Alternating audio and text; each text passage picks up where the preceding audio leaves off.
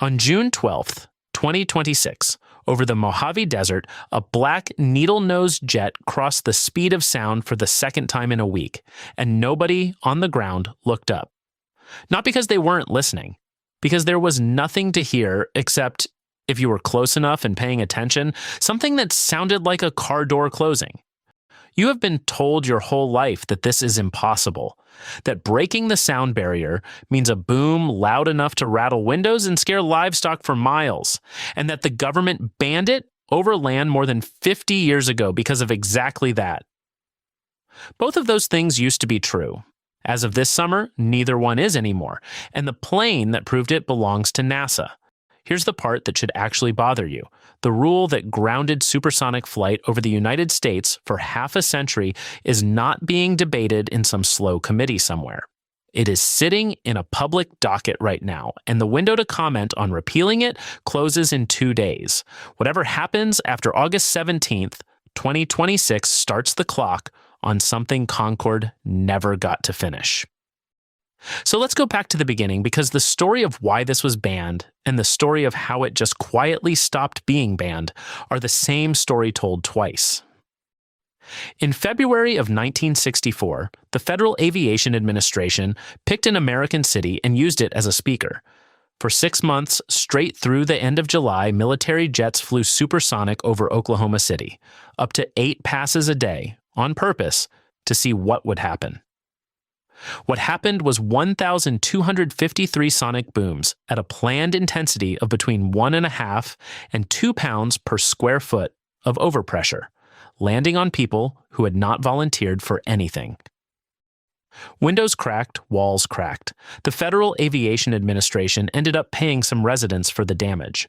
Lawsuits followed almost immediately. The test was meant to prove supersonic flight over cities was livable. Instead, it produced the exact evidence used to ban it.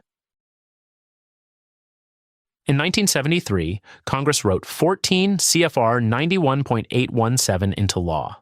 No civil aircraft may exceed the speed of sound over United States territory. Full stop. Not a limit. A wall. Concorde flew anyway because Concorde only ever went supersonic over open ocean, where nobody below could sue. It cut the New York run close to half the normal time, and it did it by simply accepting the boom as the cost of the ticket, somewhere between 1 and 2 pounds per square foot every time it crossed Mach 1. 10 times louder than what regulators are about to allow. Concorde retired in 2003. The wall stayed up. For the next 22 years, if you wanted to fly faster than sound over land anywhere in America, the answer was simply no, regardless of how quiet you could make it, because the old rule never asked how loud you were. It only asked how fast.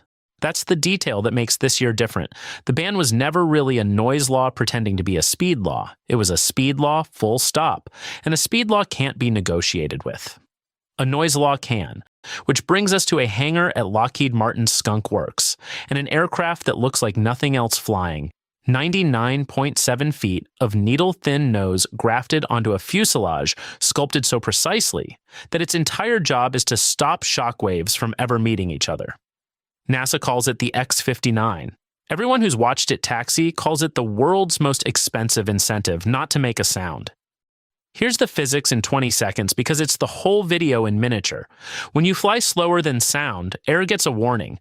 Pressure waves spread out ahead of you, and the air moves aside before you arrive. Cross Mach 1, and you outrun your own warning. The air can't get out of the way anymore, so it piles up into sharp, sudden jumps in pressure, shock waves coming off your nose, your cockpit, your wings, your engine inlets, every bump on the airframe. Normally, those shock waves merge on the way down and hit the ground as one unified crack, the boom you're picturing right now. The X-59's entire shape exists to keep those shock waves from merging.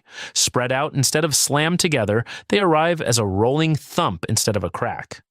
And because the plane is cruising at around 55,000 feet, that thump takes almost a full minute to reach the ground, by which point the aircraft that made it is already miles ahead and impossible to spot.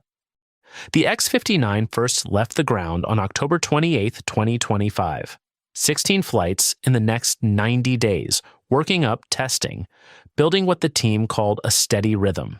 Then on June 5, 2026, at 43,400 feet, it crossed Mach 1.1. First time a NASA aircraft had broken the sound barrier over the continental United States on purpose, aimed at the ground, since before most of the engineers on the project were born. 1 week later, June 12th, it pushed to Mach 1.4 at roughly 55,000 feet, the exact speed and altitude the whole aircraft had been built to prove out. Test pilot Jim Clueless flew it. Ask him what going supersonic felt like from the cockpit, and he'll tell you nothing. No jolt, no shudder, nothing his body could register. The only evidence it had happened was a number on an instrument panel. NASA Administrator Jared Isaacman had said days earlier they expected to push to Mach 1.4 in the coming days. They did it on schedule, which in an experimental flight test program is its own kind of small miracle. Here's the number the entire program exists to hit: 75 EPNB.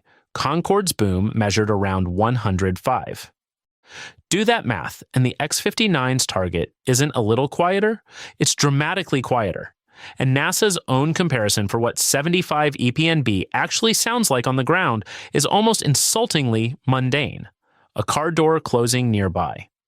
That's the sound a 55,000-foot supersonic aircraft is being engineered to make, not thunder, a car door. But a quiet test flight over an empty desert doesn't rewrite a federal law by itself. Somebody has to take the data and turn it into a rule, and that's exactly what's happening in Washington right now, on a deadline you've probably never heard of. On June 30th, 2026, Transportation Secretary Sean Duffy announced the FAA was moving to unwind the 1973 ban. 2 days later, July 2nd, it became official, a notice of proposed rulemaking filed under docket number FAA 2026-6935, titled, "With the bluntness only a government document can manage, enabling supersonic overland flight."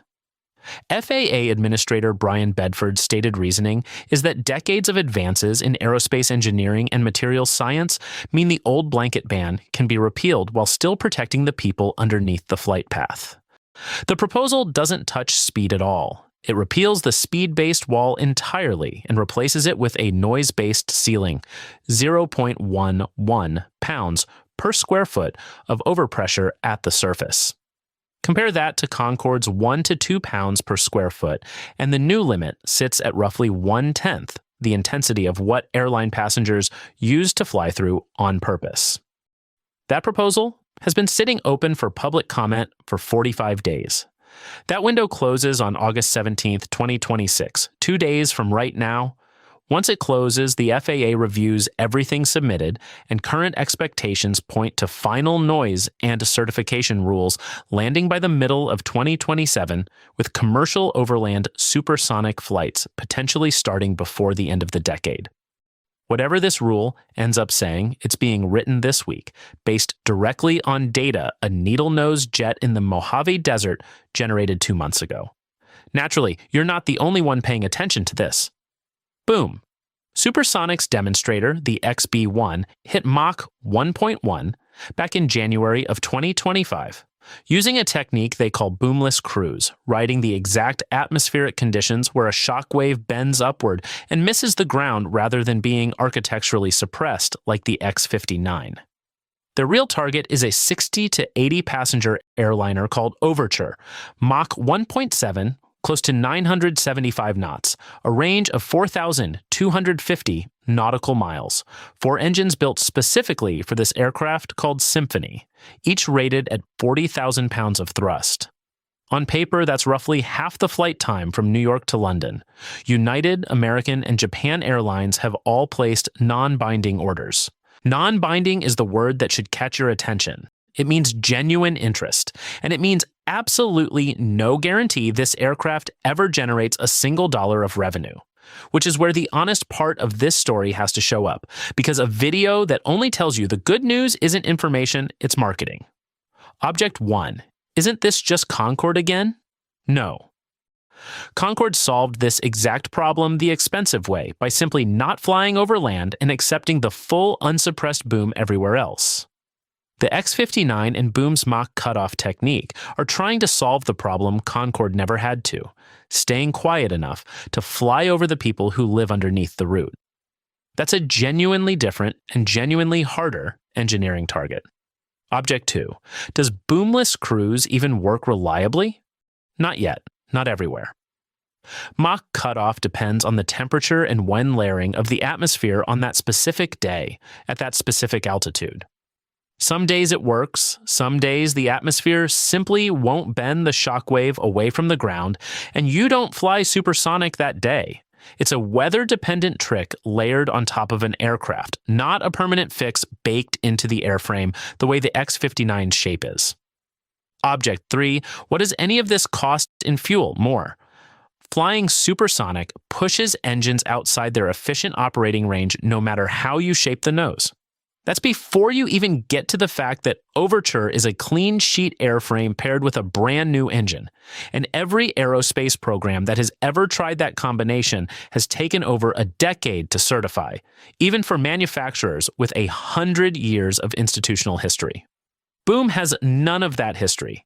It has non-binding orders and a hangar in Colorado, which is the real reason this video isn't about Boom or Overture or ticket prices that don't exist yet. It's about the fact that the wall came down first. Before anyone built a viable airliner, before a single paying passenger boarded anything, the federal law that made supersonic travel illegal over land, regardless of how quiet you could make it, just quietly stopped being a wall. It became a target number, 0.11 pounds per square foot. Hit that number in whatever shape your aircraft takes, and you get the sky back. For 53 years, the answer to, can I fly faster than sound over Kansas, was no, and the no had nothing to do with your engineering. It was about a fear from 1964 that nobody had actually tested against a plane built to be quiet on purpose. This summer, that test finally happened twice, over a desert, in front of a test pilot who felt absolutely nothing when it occurred. The only proof was a number on a screen. 2 days from now, the public comment window on rewriting that 53-year-old law closes. Whatever the FAA decides after that, you can say something that was not true a year ago.